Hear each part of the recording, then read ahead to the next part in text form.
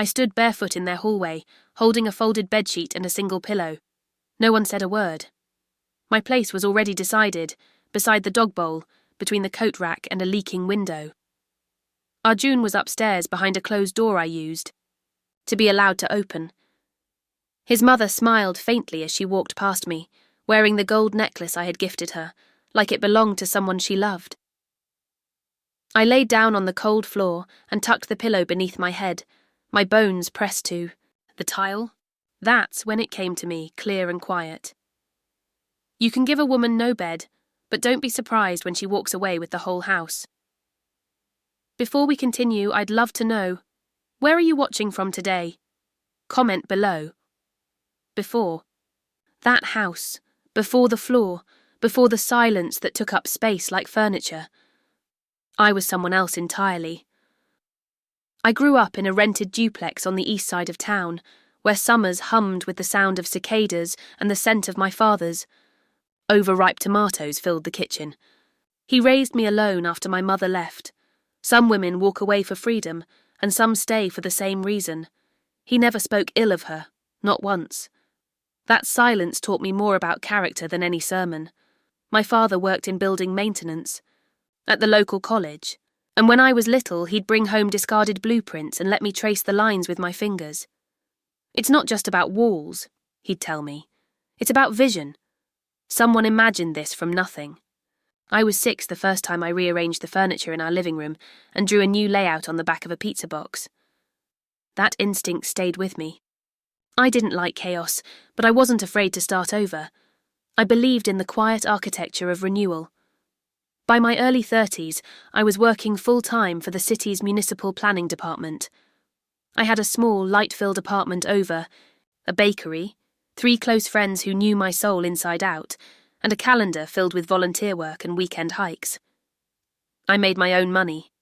I bought my own groceries.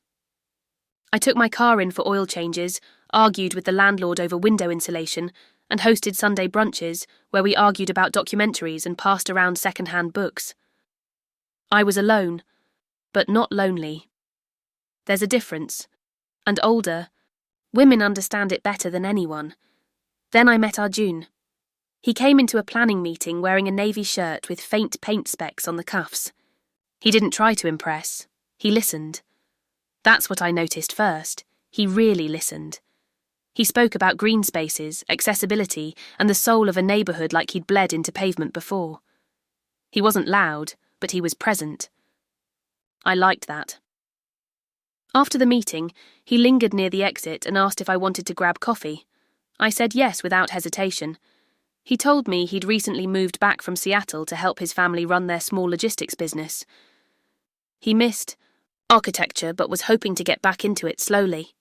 He spoke of family with reverence, which at the time I mistook for stability. We fell quickly into something that felt warm and grown up. We shared meals, stories, and little dreams. I didn't need him, but I liked who I was around him. Softer, maybe. Less braced for impact. After 6 months, he proposed quietly on my apartment rooftop, under a string of lights I'd installed myself. I want to build a life with you, he said. Not just a house, a life. I believed him. Why wouldn't I? We married in a small ceremony at the courthouse with my 3 friends and his cousin present. His parents didn't come. They're still adjusting, he said, but give it time. I wore a dusty rose sari, and he wore a simple kurta. We looked like people who knew who they were. After the ceremony, we drove straight to his family's house. His house, really. A 2-story home in the suburbs with peeling shutters and an overgrown lawn, but plenty of promise. He said we'd stay just a few months, help out while his mother recovered from a minor surgery. I agreed, even suggested we save money for our own place in the city. When we pulled into the driveway, his mother was on the porch. She didn't smile, just nodded like she'd been asked to greet a delivery. That first night, I slept beside him. The bed was too soft, the air too heavy. The house smelled like unfamiliar spices and aging plastic. But I thought, this is what transition feels like. I'll adjust. They'll adjust. They never did. The days that followed were full of polite silences and long to-do lists. Arjun had early morning meetings and late-night phone calls. His mother always seemed to need something.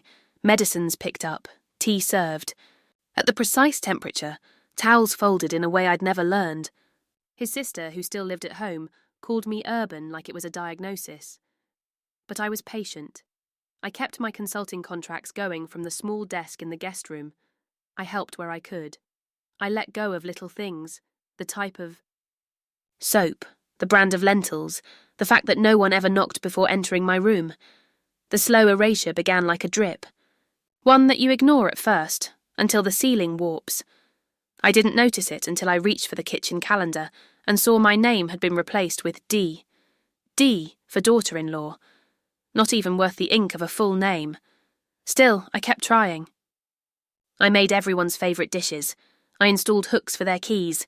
I cleaned the patio. I framed one of Arjun's old architectural sketches and hung it above the stairs. No one said thank you. No one even noticed. I thought if I worked harder, they'd soften. If I stayed quiet, they'd eventually speak. But the silence only expanded. And then one night, after Arjun had fallen asleep, I sat on the edge of the bed and looked around the room. None of it was mine. Not the bedspread, not the curtains, not the framed photo of his grandmother glaring from the dresser. It hit me then. I hadn't been building a life. I'd been fitting into someone else's. Shrinking myself to match their corners, sanding down my edges to fit their mould. That realisation sat with me in the dark, heavy, honest. I didn't see the floor the first week. They waited until the second. The second week the cousin came. She arrived without warning, trailing a red suitcase and loud complaints about jet lag. Arjun's mother opened the guest room for her with a ceremonial flair, directing me with a flick of her fingers to move my things. There was no discussion. Just quiet choreography, as though I had simply been borrowing the space and my time was up. My belongings were relocated to a corner of the living room, a folded mattress, a single pillow, and a box where my laptop and planner now lived. Arjun barely glanced up from his phone when I looked at him for support. "It's just temporary," he said. "She's only here for a few weeks." That was the first lie. I didn't fight. I nodded, smiled, even made tea for the cousin who had taken my room, but something shifted that night. As I lay on the mattress with one arm curled under my head, I felt the wooden floor pressing through the thin foam, and it occurred to me that I had disappeared without protest. I had become the background character, in a household where I was once promised a starring role. The days bled into each other in a pattern of service. I woke before the rest of the house to sweep the veranda. I heated water for everyone's tea, set out breakfast, and reminded Arjun of appointments he often ignored. I ironed shirts that weren't mine, ran errands I was never thanked for, learned to cook recipes I'd never tasted. The only time I was alone was in the bathroom, and even there someone was always knocking after 2 minutes. They didn't hate me outright. That would have been easier to endure. Instead, they wore me down with politeness sharpened into something weapon-like. "Oh, you actually know how to make chapati? We assumed you were more of a take-out girl. This sari is pretty. Very simple. Did you buy it on sale? I suppose it's fine to work online, less taxing than a real job." Every try. Sentence came wrapped in civility, the kind that cuts deeper than cruelty because it pretends to be concern. I stopped correcting them. I started disappearing from photographs, opting to be the one behind the camera. No one seemed to notice I wasn't in the family Diwali photo. When I mentioned it to Arjun later, he said, "Don't make this about you. You're being sensitive." Sensitive. A word often used to gaslight women into silence. So I became quieter. Not passive, just muted. I did what was expected, sometimes even with grace. I cut fruit into the shapes his mother liked, sewed the missing buttons on his father's shirts, and wrote out his sister's internship applications because her English wasn't strong enough. In return, I was assigned the smallest bathroom, the last plate at dinner, and the broken chair on the balcony. When Arjun did spend time with me, it was always when others were watching. He kissed my forehead when his mother walked in, asked about my projects only when the TV was on loud enough to drown out my answer. At night, I lay beside him on the mattress and wondered if I was married or simply absorbed, like a piece of wallpaper blending into a room designed without me. Still, I held on. Why? Because somewhere inside, I believed goodness would be seen. That kindness, if extended long enough, might be returned. That if I kept showing up, someone, he, would finally show up for me. But goodness, I learned, can be a leash in the wrong hands. And kindness, when given without boundary, becomes currency people feel entitled to. I remember one afternoon, I had been sick with a migraine, barely able to lift my head. I told Arjun I needed rest, and he nodded. An hour later, his mother knocked on the door with a laundry basket. "You rest later. Clothes don't." Then she walked in and dropped the basket at my feet. Arjun never said a word. Even the dog, a grumpy terrier who had once barked at me relentlessly, started sitting beside my mattress at night. It was as if he understood something everyone else ignored, that I had stopped trying to be included and started trying simply to endure. Eventually, my name disappeared altogether. In family introductions, I was Arjun's wife or our daughter-in-law. At the temple, I wasn't asked to light a candle or say a prayer. I stood behind his mother while she accepted blessings on behalf of the family. My presence was expected but never acknowledged. I tried once to discuss it with Arjun. "I feel like I'm invisible," I said, staring into the space where our shared room used to be. Like I gave up everything to become part of this, and now I'm just filling gaps. He looked uncomfortable. "Why are you always turning things into a problem? Can't you just be happy?" "Happy," I whispered, not because I was unsure, but because I was stunned by how unfamiliar the word felt in my own mouth. The conversation ended there. That night, as I was wiping down the kitchen counter after dinner, his mother walked in and placed a list on the fridge, groceries, laundry instructions, the temple donation envelope. At the bottom, someone had written in block letters, "Please remember, this is a shared home. Everyone must do their part." There was no signature. It didn't need one. I stared at the note. Something inside me didn't break, but bent so far that I knew it wouldn't return to its original shape. They left me a task list on the fridge, signed not with names but expectations. It was a Tuesday morning. Overcast sky, the kind that makes you feel like you've already missed something important before you've even left bed. I was chopping onions in the kitchen, eyes burning, hands steady, when Arjun's uncle showed up unannounced. His mother rushed to fix her hair. His sister wiped the table with sudden purpose. I was told to prepare masala tea, the way he likes it. No one asked if I'd eaten. I had seen this uncle at our wedding, but only in passing. He was the one who'd sent a book instead of attending in person. "He lives alone," Arjun had once said. "Bit of a recluse, but smart. Used to be an architect back in the day." He walked in carrying a leather satchel and a scent of cold rain. He looked around the house with vague disapproval before his eyes landed on me. "You're the one who married Arjun?" he asked directly, skipping the pleasantries. I nodded. "Yes, I'm Divya." He raised an eyebrow. "The one who worked in city planning, sustainable infrastructure?" For a moment it was like someone had wiped a fogged mirror clean. I blinked. "Yes, I did. I still do. A little freelance." He gestured for me to sit, right there in the living room. "Tell me what you're working on." No one had asked me that in months. Not even Arjun. So I told him about an idea I'd been sketching quietly in my notebook late at night, a modular rooftop garden design that could double as solar shade panels for crowded urban spaces. I spoke softly at first, then with the rhythm I used to have when I still believed my voice could lead a room. He nodded, eyes thoughtful. "You know," he said, "I worked on a similar concept in the 90s. Got shot down by a board that couldn't imagine plants and panels coexisting. You're not wrong to try again." I felt something warm rise in me, recognition, not approval, Not flattery, but a confirmation that I wasn't invisible after all. We talked for nearly an hour, about concrete density, water runoff, and the soul of green design. It was the longest I'd spoken to anyone in that house without being interrupted. When he left, he patted my shoulder and said, "Don't stop. That brain of yours is a damn good roof."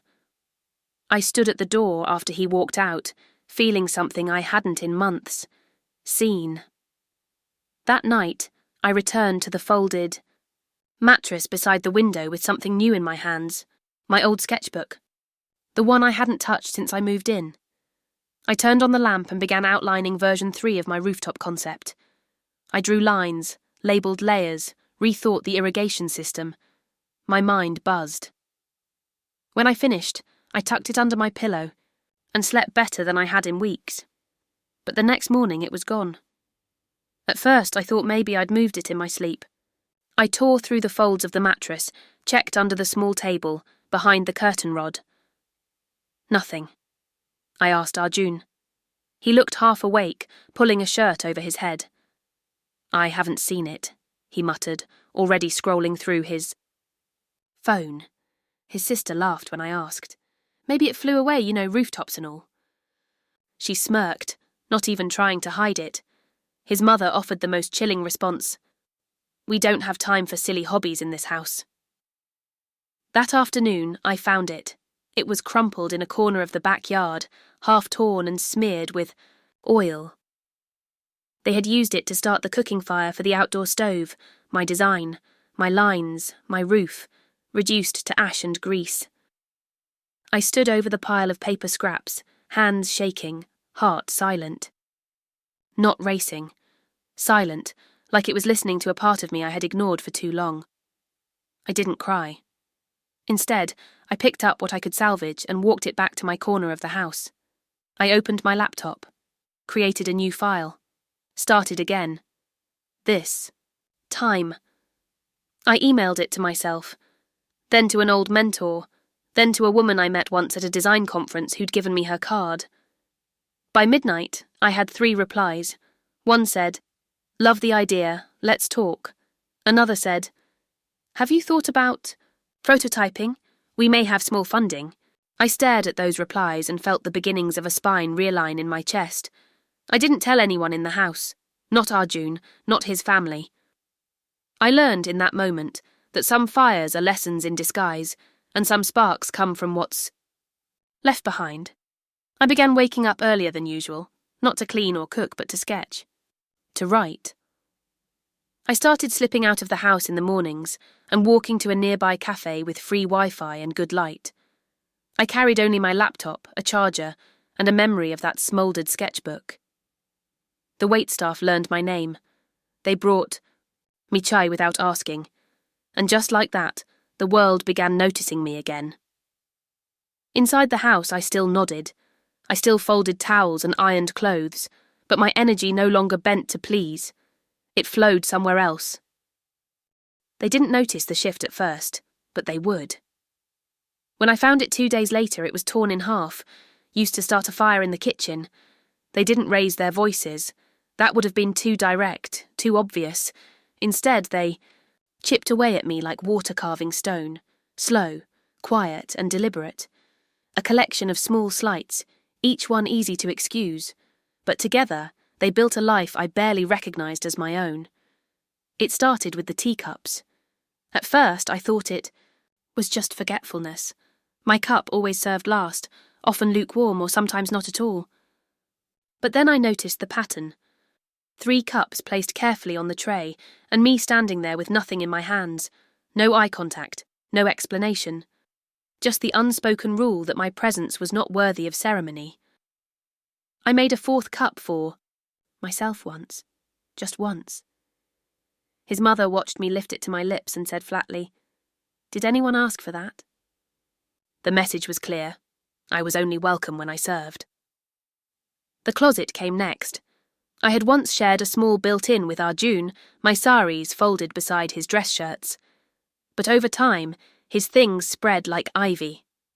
One morning, I opened the door to find my clothes moved, placed in a cardboard box labelled winter items, even though it was spring. A padlock appeared on the closet handle 2 days later. No one spoke of it. I was given a small drawer in the hallway dresser, just big enough to hold underwear, one sweater, and shame. I asked Arjun about it. He rubbed his temples. It's just temporary. Ma says the hinges were getting loose. Don't overreact. That phrase, don't overreact, became the net they used to catch every boundary I tried to build. Even my name began to vanish. At temple functions and family gatherings, I became Arjun ki Patni, Arjun's wife. Not Divya, not engineer. Planner, daughter, woman. Just a title wrapped in someone else's shadow. Once, at a community lunch, a distant relative asked what I did. Before I could answer, his mother cut in. She does a little something from home. Nothing big. Just to stay busy. Nothing big. I had designed city spaces, researched energy-efficient housing models, drafted plans that had turned into neighbourhoods, but to them I was a placeholder. A folded towel, a hand that stirred the lentils. I started walking more, not far, just to the edge of the block and back. It was the only time I felt untethered from their expectations. I'd pass a row of empty benches and wonder what it would feel like to sit down and not have to stand back up for someone else. I thought maybe I was imagining things. That maybe I was too sensitive. So I wrote it all down in a notebook I kept hidden inside a stack of old newspapers, each note dated and specific. April 3rd. Arjun's sister called me the maid with a certificate when I corrected her grammar. April. 12. The lock on the closet is still there. My sari for the festival is missing. April 18th. His mother asked me not to laugh so loud. Said it didn't suit my station. May 2. They threw a birthday party for their dog. They never asked about mine. Yes, that last one was real. My birthday came and went in silence. No cake, no candle, not even a mention. I didn't expect a grand gesture, but I thought maybe Arjun would say something, maybe a note, a glance, a shared joke. Instead, the day was swallowed into routine. But that night, as I carried tea into the living room, I saw the table set with pink frosted cupcakes and party hats. His sister laughed as she adjusted a party banner. Happy Gotcha Day, Momo, Momo, their grumpy terrier, rescued 2 years ago from a shelter. I stood there holding the tray, blinking under the fluorescent light. Arjun gave me a tight-lipped smile and said, "Don't just stand there, Divya. Take a photo." So I did. Of the dog, of the banner, of the birthday candle that should have been mine. Later that night, I stared at that photo on my phone and felt nothing, not anger, not grief, just a dull confirmation. I wasn't one of them. I wasn't even near them. I was below. In the days that followed, the small slights became bolder. I caught Arjun's sister wearing my earrings, the pair my father had given me on my graduation day. "Oh, these," she said when I asked. "They were just lying around. I assumed no one wanted them. Arjun told me not to make a big deal. They're just earrings," he said. Just like I was just his wife. Just someone who did little things from home. Just someone who was lucky to be there. I began to see their kindness as currency, given only when I was useful, withheld the moment I became inconvenient. I had once believed that houses could be made into homes with effort and goodwill. But I was beginning to understand. Some walls absorb you not with warmth, but with weight. The heaviness grew each day, and through it all, the velvet box remained unopened in the drawer. Weeks ago, I had found it in a dusty corner of a street market, a delicate rooftop-shaped pendant, carved from reclaimed brass. I had bought it for myself. A reminder that no matter where I slept, I carried shelter within me, but I never wore it. Something told me the time hadn't come. Not yet. That night I didn't cry. I just circled the date in red. Not for revenge, for reclamation. It happened on a Sunday night, the kind of quiet evening where even the walls seemed to settle into sleep. Everyone else had gone to bed. I was still in the kitchen, rinsing dishes that weren't mine, from a dinner I hadn't been invited to. Sit and enjoy. I had eaten standing up, as usual, picking at the leftovers after they'd all cleared their plates, and praise had passed around the table like salt. When I turned off the tap, the sound of silence wrapped around me. A hard kind. Not peace, emptiness. As I walked toward my mattress in the corner, my bare foot landed on something that squirmed under the arch of my foot. A cockroach, large, alive, and panicked. I screamed without meaning to, but it came out like a gasp, half caught in my throat, half swallowed by shame. No one came running. No door opened. No footsteps stirred upstairs. I stood frozen for a second, then stepped over it, trembling, heart thrashing against the inside of my ribs like it was trying to break through the cage of my chest. I sat on the mattress. The cockroach scurried beneath the shelf. My pillow still had the dent of Arjun's cousin from the night before. I hadn't said anything when she used it during her nap. I hadn't said anything when my towels disappeared. I hadn't said anything when my charger was replaced with a cheaper one. I didn't cry. Instead, I picked up the pillow and pressed it to my chest, like I used to do with books when I was a girl, clinging to something solid when the world didn't. Makes sense. Then something inside me snapped, not like a loud crack, but the quiet shift of a load-bearing wall giving way. The realization was sudden but familiar. I was no longer surviving here. I was decaying. I laid down that night with the pillow across my stomach and stared up at the ceiling fan, counting the blades like it was a clock. And then I remembered my father. It came out of nowhere like a gust in a still room. I must have been 7 or 8. I had fallen off my bike in front of the hardware store, skinned both knees, cried loud enough to stop traffic.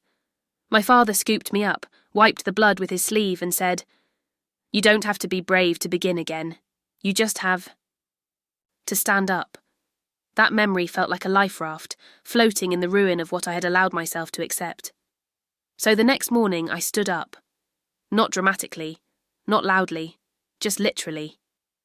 I rose from the mattress, changed into clean clothes, tied my hair back and walked out of the house before sunrise. I didn't leave a note. I didn't tell Arjun. I didn't even take breakfast. I simply walked. I found a small cafe about 12 minutes away. No one knew me there. The chairs were mismatched. The menu had water stains. But the Wi-Fi worked, and the light by the window hit just right. I ordered a tea and opened my laptop. Then I opened a new document and started a fresh pitch for the rooftop project. This time I didn't pause between sentences. I didn't second-guess every line. I just wrote, with my whole spine in every paragraph. By the end of the week, I had sent out 5 project proposals. By the end of the second week, 2 people replied. One offered a remote contract for design consultation, small hours, modest pay, but it was mine.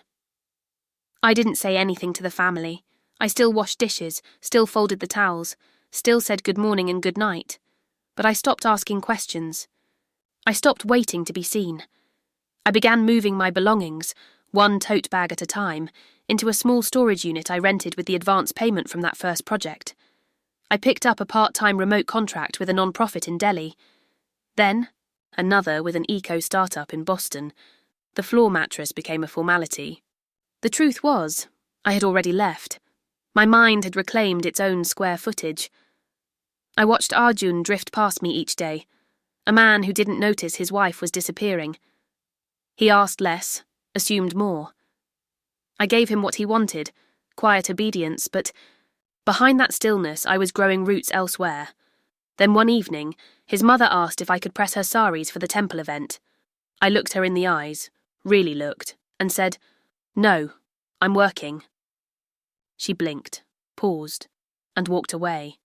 That was it. The first real no. It didn't echo. It didn't explode. It landed. And from that moment, I knew something had shifted. Not just in the house, but in me. I wasn't trying to be liked anymore. I wasn't trying to belong. I was just trying to return to myself. That night I stood by the window and thought of my father's hands, rough, calloused, always building something. He once told me as he cleaned grease from his palms, "The world may forget what you did, but never let it forget who you are. And suddenly, I remembered how I used to walk into boardrooms with blueprints rolled under my arm, confident in my name, not just my role. Have you ever remembered something small? Just when everything felt like it was falling apart? Would you have walked away or endured more? I didn't rise like a phoenix. I rose like a woman with bills to pay and a plan to make. Silence became my strongest language. I know. Longer argued. I no longer explained. I no longer waited at the bottom of the staircase when Arjun was late, or tried to decode the moods in his mother's voice. The rhythm of my life began to change, quietly, steadily. Each morning, before the rest of the house stirred, I slipped out the door. I took my laptop, a charger, and a small notebook with grid paper I had found tucked away in my old desk. I walked the same path, through sleepy lanes and cracked sidewalks, to the cafe with the crooked sign that read, "Open always," in faded blue paint. I started to work like I used to. At first, only an hour a day, then 3, then 6. I built. Budgets, redrew schematics, answered emails with confidence again. Slowly, the numbers in my bank account stopped terrifying me. One by one, small victories arrived. I was hired to consult on a rooftop project for a charter school in Pune. Then another job came from a contact in Portland, asking me to design a low-cost rainwater harvesting system. I filed taxes again, for myself. I signed my full name in contracts. I took phone calls where no one interrupted me. The money wasn't much at first, but it gave me options. Options gave me space, and space gave me back myself. At home, I said little. I washed only my dishes, did only my laundry, cooked only enough for me. I smiled when spoken to, but nothing more. I no longer stayed to watch their shows on TV. I took meals in the cafe sometimes, pretending to be busy when I wasn't, just to avoid the dull ache of sitting quietly in a room where I was always last to be noticed. They didn't ask where I went every day. That surprised me. I had expected confrontation. Instead, I received indifference, perhaps more cutting than conflict. The cousin eventually left, her red suitcase replaced by another visiting relative. My mattress stayed in the corner. I kept the velvet pendant box hidden in my storage unit now. It had no place in that house anymore. Arjun noticed the change, but not enough to question it deeply. One night, he muttered, "You don't talk like—" "You used to," I replied without looking up from my laptop. "I don't need to." That answer hung in the air like incense, heavy and unignorable. He didn't press further. Instead, we became polite strangers who shared a kitchen but not a life. He still slept upstairs. I still slept on the floor. We hadn't touched each other in weeks. Months, maybe. I stopped keeping count. One night, I returned from the cafe later than usual, and as I entered the house, I heard them whispering in. The living room, his mother, his sister, a neighbour I didn't know. Always gone these days. No sense of responsibility.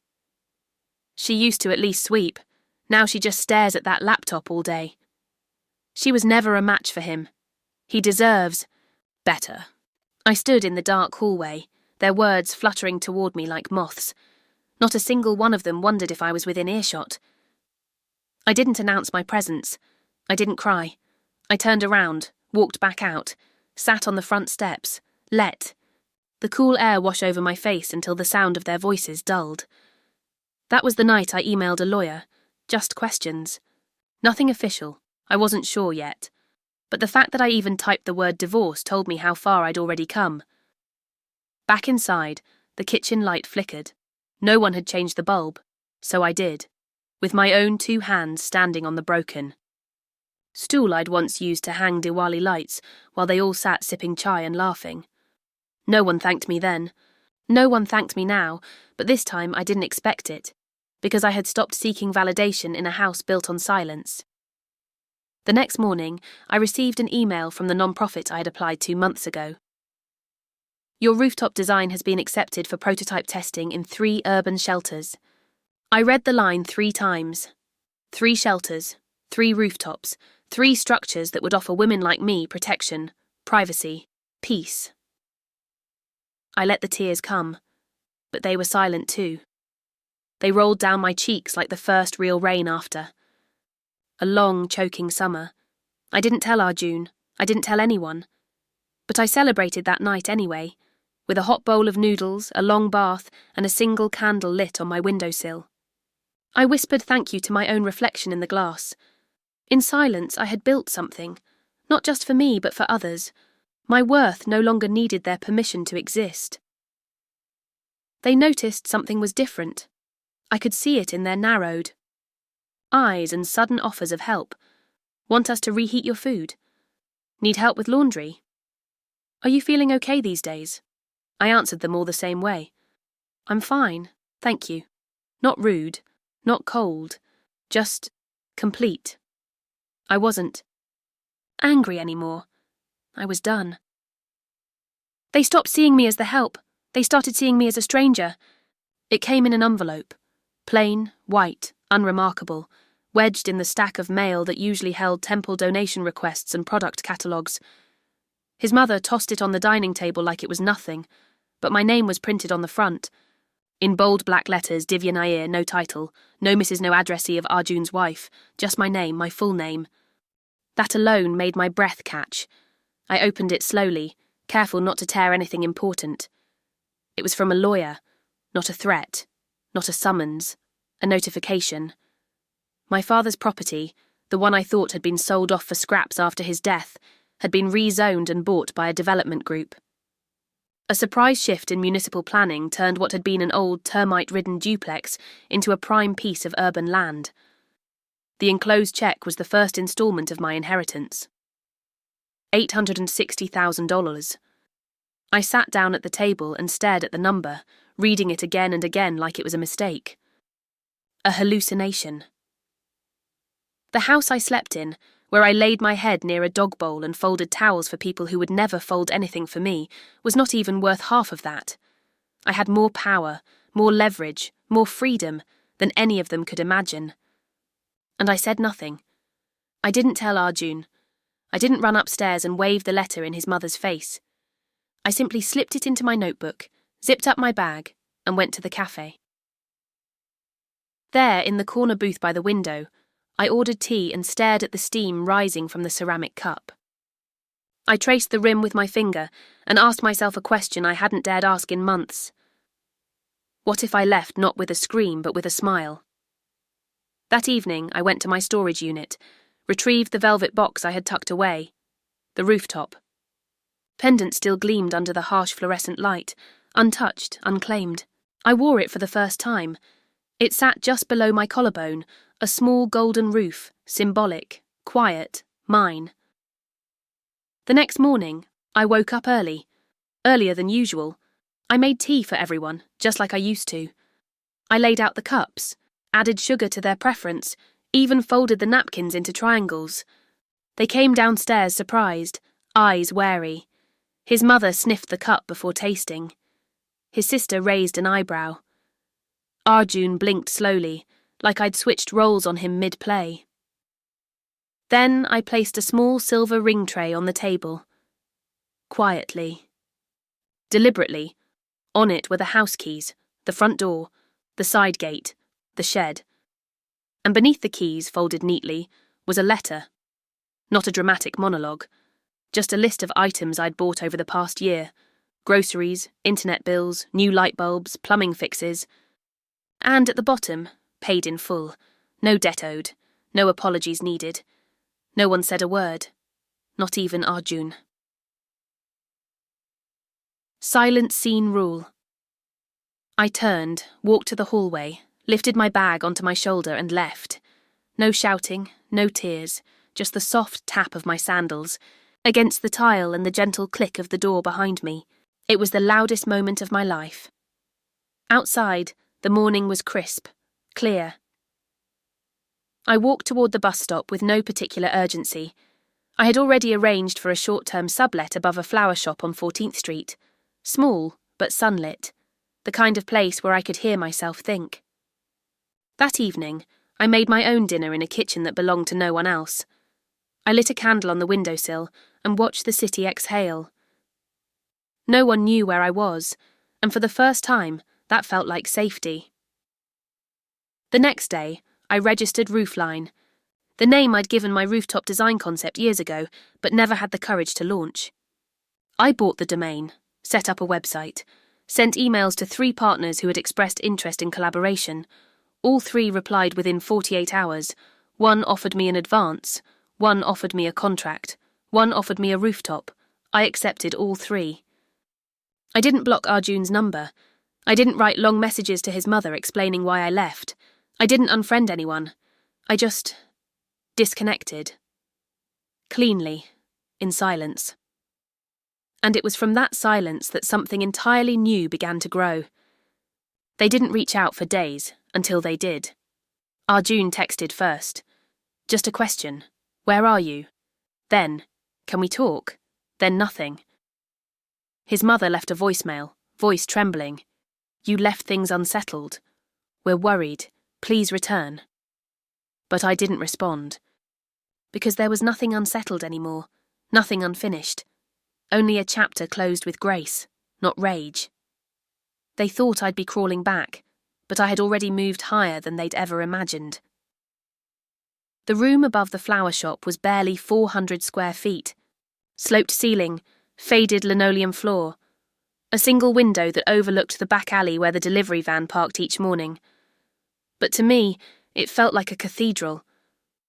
I laid out the essentials: a twin mattress, a folding table for work, a dented kettle, and a small vase for the wildflowers I bought with my first grocery run. No one watched me unpack. No one asked if I needed help. The silence was not empty. It was mine. I rebuilt in fragments. Each morning began with the scent of marigolds from below. The flower shop owner, Mrs. Haruna, spoke little English, but nodded with a warmth that needed no translation. We'd exchange pleasantries over tea, hers too strong, mine too light, and she'd pass me petals she didn't sell, saying, for beauty, even when small. I took those petals and placed them in a shallow dish beside my laptop. Every day, I sat at that folding table and worked on Roofline. I finalised schematics, answered client emails, reviewed site photos, and attended virtual meetings with investors who were just starting to believe in the woman behind the camera. I didn't advertise where I had come from. I didn't bring up Arjun. I didn't speak of the floor I once slept on, or the meals I cooked for people who called me forgettable. I focused on what I was building now, not out of bitterness, but because it finally felt worthy of my voice. In the evenings, I would walk down the block and sit on the community centre steps with my sketchbook. I'd draw rooftop layouts for schools, clinics and women's shelters. I stopped measuring in square feet. I started measuring in freedom. Every time I signed a new contract, I lit a candle, not for celebration, but for stillness, to mark the miracle that I had made it this far with nothing but my own backbone and a few saved files. I wasn't angry anymore. Not really, but I was awake. About 3 weeks into my new life, I received a letter forwarded from my old address. Inside, it was a typed contract from a public-private initiative in Delhi. They wanted to test Roofline's modular design across 5 rooftops in the northern zone. It was more than a job. It was legitimacy. I printed the letter, framed it, placed it beside the pendant. Yes, the pendant. I had worn it every day since I left. That small brass rooftop, once hidden in a drawer like a secret too fragile to wear, now sat proudly at my throat, its edges warm from the heat of my skin. It didn't clang or sparkle. It simply stayed, but I knew it held weight. One afternoon, as I visited the first test site, a low-income shelter for women and children, I looked up at the scaffolding rising above the building. Workers moved like clockwork. The sun was strong. The metal rails gleamed. I slipped the pendant off and held it in my palm. It was time. That evening, I handed the pendant to the site supervisor. "Can we melt this down?" I asked. "Fold it into the foundation plaque. I want it in the first one we finish." He hesitated. "It's beautiful. You sure?" I nodded. It was never just jewellery. I said. It was a promise. We melted it down and mixed it into the casting for the inaugural rooftop. When the concrete dried, a small engraving was added beside it. Built from silence, held by steel. I didn't tell anyone. Not my friends, not the sponsors, not the press. That act was for me alone. I didn't return to social media. I didn't post before and after pictures. I didn't write essays about resilience or turning pain into purpose. I didn't need applause. I had done enough clapping for other people in that old house. Now, I worked in the quiet. Still, the world has its way of noticing what grows without noise. An architectural blogger stumbled onto Roofline through a LinkedIn comment. She requested an interview. I said yes. She called me a rising force in urban redesign. My inbox swelled with inquiries. Funding offers trickled in. Partners who had once ghosted me now asked for meetings. Each time I responded, I was polite. Direct, precise, but never eager. That was another change. I no longer mistook visibility for value. I was in control. I set the timelines. I chose the clients. I paused when I needed rest. One Sunday, I visited an empty rooftop where my team would break ground the following week. I walked across the gravel surface and looked up at the sky. For a moment, I closed my eyes and imagined a younger version of me, curled on that floor beside the coat rack and the dog bowl, holding a pillow like a lifeline. She wasn't weak. She was waiting for me to come back and pull her out, and I had. Success wasn't loud. It was layered like bricks, intentional, quiet, permanent. It was a Wednesday afternoon when Arjun showed up. I had just come back from a site walkthrough and was still in my dusty flats, hair pinned messily at the nape of my neck. The air above the flower shop smelled like wet stems and eucalyptus, and the kettle on the stove was just beginning to whistle. A knock, soft, hesitant. I opened the door, and there he was, standing on the landing like a man who had just realised he might be on the wrong side of a story he thought he understood. He looked thinner, greyer at the temples. Still handsome, in that careful, boyish way. But something was off.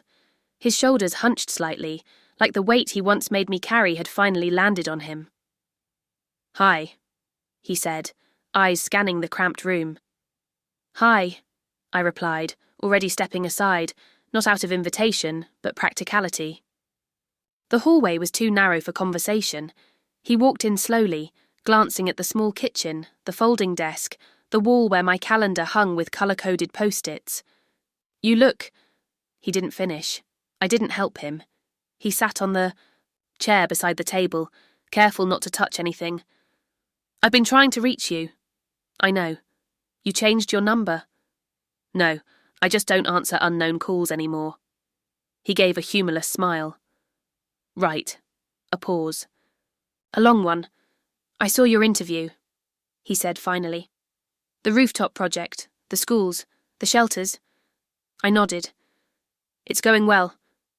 "I didn't know you could do all that," he said, his voice low. I tilted my head. "You never asked?" The kettle whined again.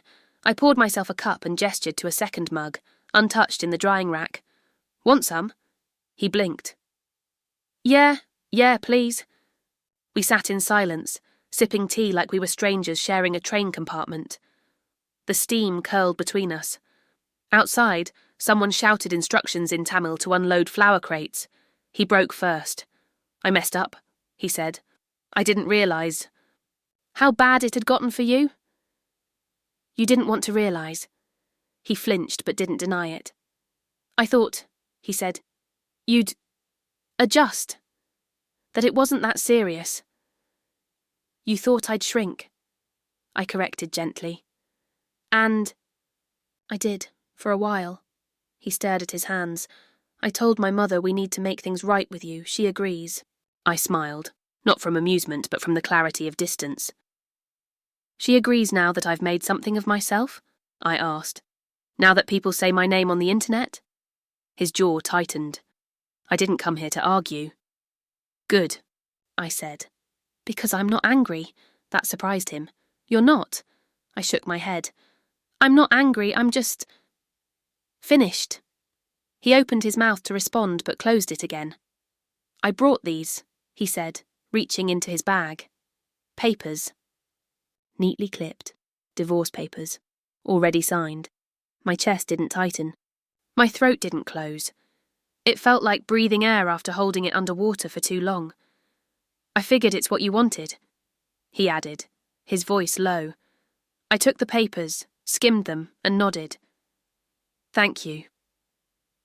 "I'm sorry," he said, softer now. "Not just for the house, for disappearing." "I know."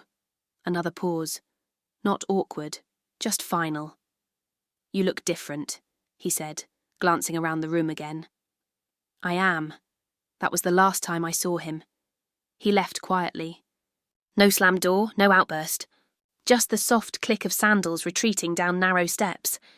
And after he left, I stood by the window and watched the street for a long time, not because I was waiting for him to return, but because I wasn't. He had seen a version of me he never believed would exist without him. And that was enough. They thought I'd stay broken, that I'd keep folding towels, that I'd wait beside the dog bowl with my dreams tucked beneath a second-hand pillow, that I'd settle for tolerance and call it love. But they didn't know. The woman who raised me. My father taught me never to build my life on borrowed bricks. He told me, if they won't give you a room, draw your own floor plan. And I had. In the months that followed, Roofline expanded. I hired a small team, 2 designers, a part-time grant writer, and a retired electrician who liked my blueprints because they talked sense. We worked quietly, efficiently, and without ego. My name began showing up in places I had once only dreamed of: architecture journals, non-profit awards, even a podcast hosted by a woman who had once fled her own version of the floor. But more important than the recognition were the rooftops themselves: 6 shelters, 3 schools, 1 vocational centre for women re-entering society after domestic abuse. Each one had a plaque, each one bore the line: "For every woman who was told to sleep on the floor, here is your sky."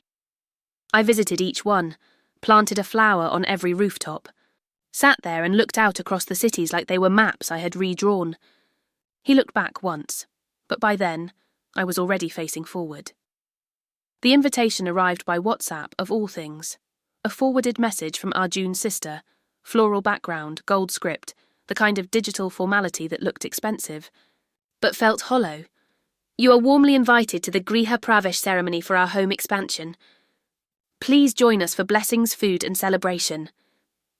I stared at it for a long time. The word home lingered like dust in my throat. It was the same house, same address. But now with a second story added, a home office for Arjun, a guest suite, and, according to the message, a rooftop lounge space designed by a dear friend of the family. I wasn't angry, just curious enough to go. I wore a navy blue cotton sari that day. No sequins, no frills, just simplicity, pleated with precision. The pendant was gone, melted, as they would never know, so I wore no jewellery, only a steel watch and clear nail polish. When I walked up the front steps, the new tiles on the porch gleamed too brightly against the weathered walls that hadn't been repainted. A metaphor, if ever there was one. They weren't expecting me. Their faces said it all. His mother blinked twice before smiling too widely. His sister murmured a hello, then disappeared into the kitchen. Arjun hovered near the entrance, stunned, but trying not to show it. I smiled gently and handed over a small box of sweets, store-bought, nothing homemade. "No one told me you were coming," Arjun said, pulling me aside. "I wasn't sure I would," I replied. "But I figured, if I could survive your floors, I could survive your roof." He winced. "Let's not do this today." I raised an eyebrow. "Do what, Arjun? Talk plainly?" He didn't answer. They ushered me toward the prayer area. A makeshift altar had been set up in the new lounge space, on the rooftop I once dreamed of designing for families who needed peace. The irony didn't cut deep. It just settled quietly beside me, like an old bruise. I stood through the ceremony in silence, palms pressed together, repeating none of the chants, joining none of the gestures. I was present, but not participating. After the final arty, they served lunch. Silver plates, brass tumblers, matching napkins. I didn't eat. Instead, I waited until the moment the table fell into soft chatter. Then I stood. "I won't stay long," I said, voice calm but audible. "I came because closure should never be requested. It should be claimed." They turned toward me. His mother froze, mid-sip. Arjun looked up from his plate. I stepped back, toward the open-air corridor that led to the new rooftop. "This is beautiful," I said, glancing around. "A lot of work went into it. I hope it brings peace." They all nodded slowly, unsure of what was coming. I turned to Arjun. "You once said this house was temporary for me, that we'd find something of our own." He opened his mouth. Closed. "You forgot to mention that your version of our own meant leaving me behind when it became inconvenient." Then I turned to his mother. "You made me sleep on the floor." She blinked, mouth open. I didn't protest then, but I'm saying it now. You made me sleep on the floor while you wore the necklace I gifted you and called it tradition. You made me believe silence was survival. The air crackled, not with shock, but with discomfort, the kind that only truth can bring. I smiled once, more, softly. No venom, just finish. "But I carry my own roof now," I said, reaching into my bag and placing a small printed card on the table. It was an invitation. Roofline would be launching a new rooftop initiative in collaboration with the city's Women's Empowerment Fund. I was the keynote speaker. They could attend, or not. It no longer mattered. Beside the card, I placed a second envelope, containing a final signed copy of the divorce papers, notarized, delivered personally for clarity's sake. And finally, a folded sheet of paper listing the monetary contributions I had made to the house during the year I lived there. Utilities paid, groceries bought, maintenance handled. At the bottom, I had written, "This is not a request for reimbursement. It's a record. Because women who rebuild quietly also leave their ledgers clean." I turned to leave. As I reached the door, Arjun spoke. His voice cracked around the edges. "Divya?" I stopped. Did you ever love me?" I paused, then turned halfway, looking over my shoulder, not with softness, not with contempt, but with an honesty that finally felt free to breathe. "I loved who I was when I met you, but you didn't." He looked away, and I walked down the stairs, steady, certain, light. Outside, the sky was wide open. I walked 2 blocks before I let the tears fall, not for the past, but for the version of me that had waited so long for someone else to open the door. She would never wait again. No one said a word, but that silence was the sound of their control slipping. It was almost a month later when the real story surfaced, slowly at first, like water rising under a locked door. It began with a message from a neighbour, not someone I knew well, just an older woman who used to nod at me from her garden while I swept the front porch. Her text was brief. "I thought you should know. They're in trouble." Attached was a screenshot of a public record filing. Arjun's family had applied for an emergency bridge loan. Denied. The reason? Discrepancies in credit. Irregularities in collateral. It didn't make sense at first. Their business wasn't thriving, but it had always floated. Until I remembered. Arjun had once asked for a copy of my identification, just in case we needed, to update the house deed. I had refused, instinctually. Now I understood why. I called the lawyer who handled my divorce and asked him to run a check. Quietly, discreetly. He called me back the next day. "Divya," he said. "It's a good thing. You signed out when you did." It turned out they had tried to list me as a co-signer on a home equity loan after I'd moved out, after we'd separated. The papers hadn't gone through because my name had already been legally removed from the marriage certificate and the deed. But they had tried. They'd used my former credit, my name, my supposed presence as leverage, as if I were still folded on that floor, willing to sign anything just to keep the house warm. I felt no rage, only relief, and then resolve. I requested a restraining clause be added to all future legal claims involving my name and property. I sent certified letters confirming my disassociation from the family business. I cleared my digital trail from every shared login, every stored document, every single cloud folder where I had once saved Arjun's resumes and his sister's application essays. I didn't confront them, because truth doesn't always require confrontation. Sometimes it only needs clarity. Weeks later, I ran into the neighbour again. This time in person. She was trimming bougainvillea on her front porch and waved me over. "You left just in time," she said. "They're scrambling. The upstairs office leaks. Contractors want money. Arjun's mother has been telling everyone. They're just downsizing." She lowered her voice. "But we know, don't we?" I smiled. "We always do." That same week, a voicemail arrived. Arjun. I hadn't heard his voice since the final day on the rooftop. For a moment, I almost deleted it unheard. But then I played it. On speaker, in my new apartment while washing a pot of jasmine rice. His voice was quiet. Uncertain. "Divya. I know you won't answer. I wouldn't either. I just wanted to say..." A pause. "You were the only one who kept that place whole, and I didn't see it until it fell apart." Click. No apology. No request. Just an echo of what I already knew. I didn't reply. I didn't save the voicemail. I deleted it with a single swipe and kept stirring the rice. Outside, the city moved forward. Cars passing, someone laughing on a balcony, the sharp crack of construction in the distance. The world, it turns out, doesn't pause for a man's delayed regret, and neither did I. I kept working. Roofline launched its 7th rooftop. A shelter outside Hyderabad.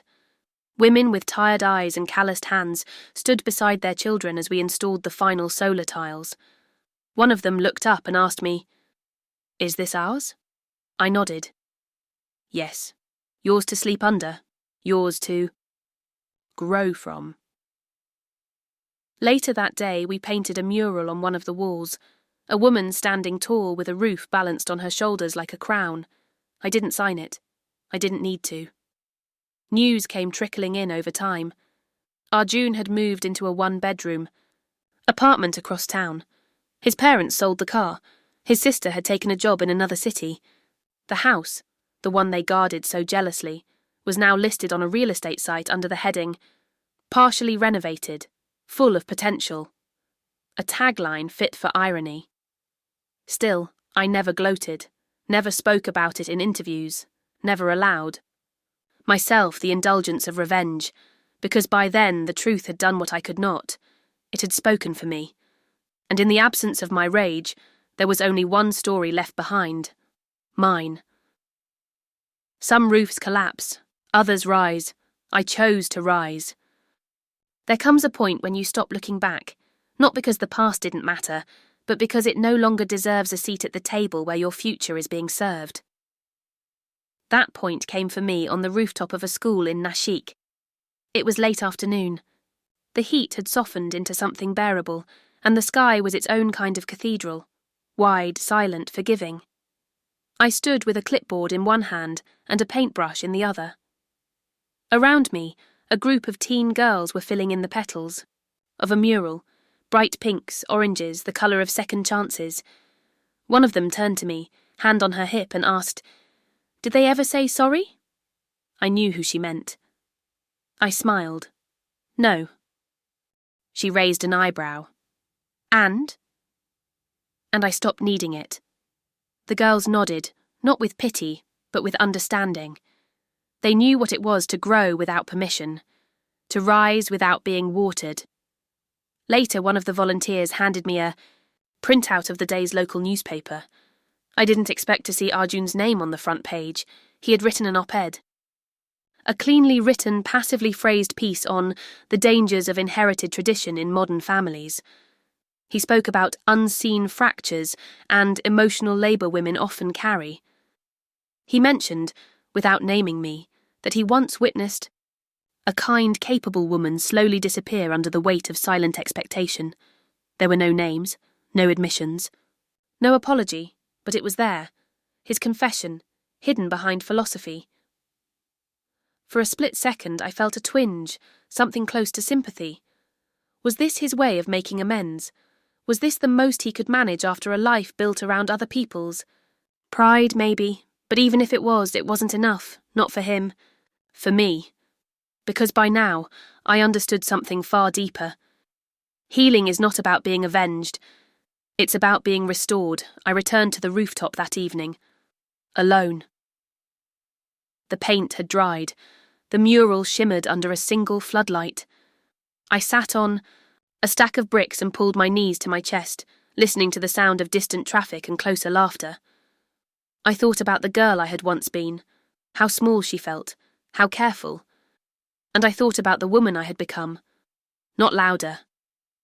Not harder, just whole. A few weeks later, I was invited to speak at a conference on urban architecture and social impact. The audience was a blend of policymakers, students, and survivors. I stood on the stage in a linen kurta, no slides, no notes. Just my story. I told them about the floor, I told them about the roof, I told them about the silence, but most of all I told them this. Sometimes we believe we have to burn everything down to rebuild, but not all victories are loud. Some look like walking away without slamming the door. Some sound like your own voice saying, "Enough," in a quiet room. And some are built not from revenge but from the refusal to disappear. The hall was quiet, not because they weren't moved, but because they were. A woman in the front row wiped her eyes. Another clapped once, then slowly, deliberately. Others followed. Afterward, people approached me, not to ask for advice, but to say thank you. One woman held my hand and whispered, "You reminded me of who I was before I gave up." And I knew in that moment that I hadn't just saved myself. I had cleared a path. Now, every time I visit a completed roofline project, I take 5 minutes to stand alone under the open sky. I don't do it to feel proud. I do it to remember, too. Remember the cost of staying silent, to remember the beauty of walking away, to remember that I am never going back. What would you have done in my shoes? Do you believe quiet dignity is stronger than revenge?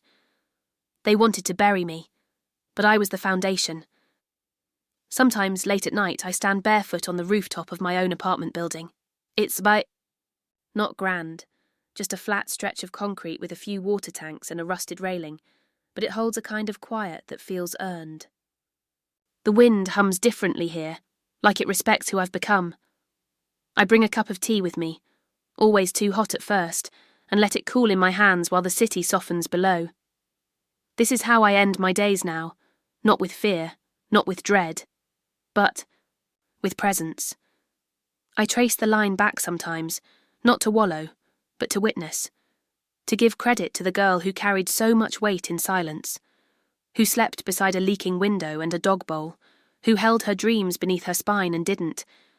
Let them dissolve. She wasn't weak. She wasn't lost.